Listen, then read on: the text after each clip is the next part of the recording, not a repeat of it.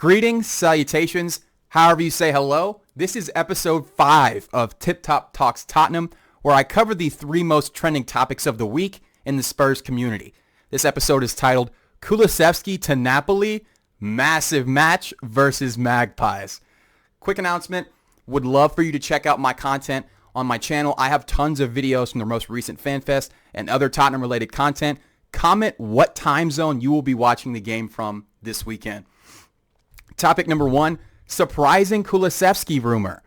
We'll get straight into this story. Tutto Mercato Web reports that Napoli are interested in a surprising move for Kulusevski in the summer and are currently testing the waters with Tottenham to see if we would be interested in letting the winger go. They also report that Antonio Conte has heavy links with Napoli as well, with the club president wanting to go to any lengths to appoint the former Tottenham boss.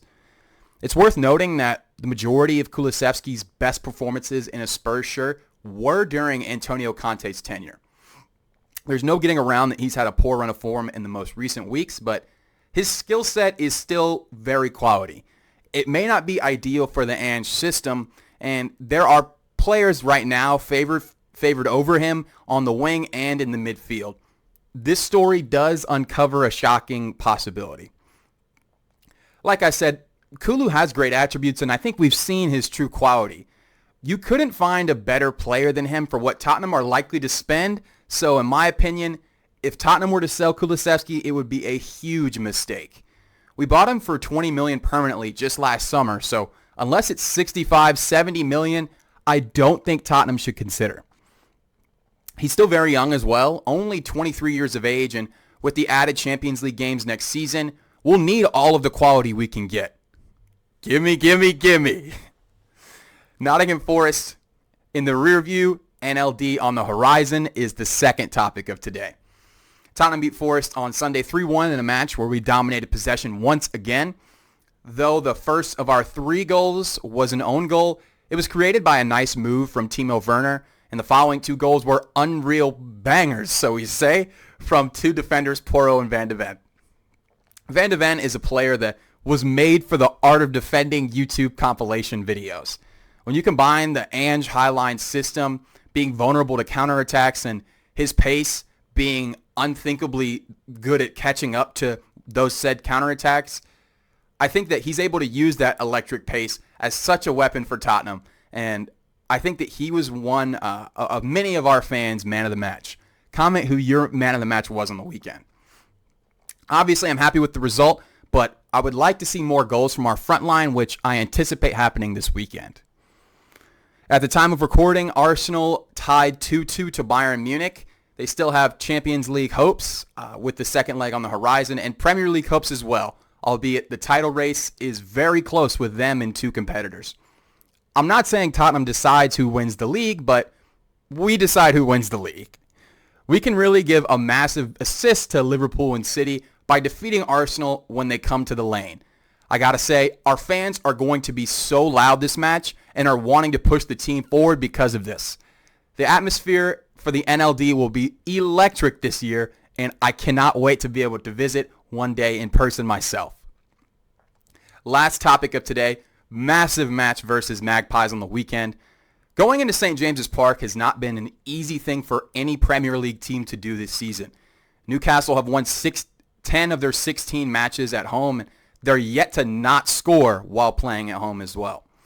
It is important to note that Newcastle has had their squad destroyed by injuries, with the likes of Almiron, Pope, Wilson, Joe Linton, Botman, Trippier, and obviously Tonali.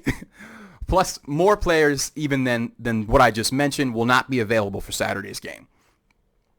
Winger Gordon and striker Alexander Isak are the clear danger men for this side, having 24 goals and 7 assists between the 2 of them. If they have any success against Tottenham on the weekend, it will be through them 2 offensively. We will need our biracial star boy like myself, Brennan Johnson, to perform well, and I back him to. His pace and decisiveness in the final third will be vital in creating chances for Tottenham. Newcastle beat Arsenal 1-0 at St. James's Park at the beginning of the season, where Arsenal had 60% possession, losing due to Newcastle's pragmatic defensive style. I would assume they would emulate a similar plan versus Spurs this weekend. We have to focus on not conceding a set piece this weekend. It's been a clear weakness for us, and they have Dan Burn at center back, who is 6 foot 6 inches tall. I don't know how to do that in the metric system, but trust me, he's a very, very tall human being if you don't know exactly how tall that is in other systems. Keeping in mind that Newcastle have scored every time that they've played at home this season and Tottenham, a part of me wants to predict this ending 1-1, but I know the trip will be long for the players and the atmosphere will be hostile. But like I just said, I'm backing the lads to have a signature Ange performance, winning 2-1, giving us all the momentum in the world heading into the North London derby. Goals from Son Heung-min as he gets back to scoring ways, and Brennan Johnson continuing his good vein of form as well. On FootMobs, 60% of people think Tottenham will win, and about 90% said that both teams will score. 85% of people said that there will be more than 2 goals. So based on those numbers alone, the people think this match will be box office, similar to most of other Tottenham games. You're here at the end of the video. Thank you very, very much for watching to the end. Let me know in the comments what you think about the 3 discussed topics. Do you think Tottenham should sell Kulusevski to Napoli in the summer?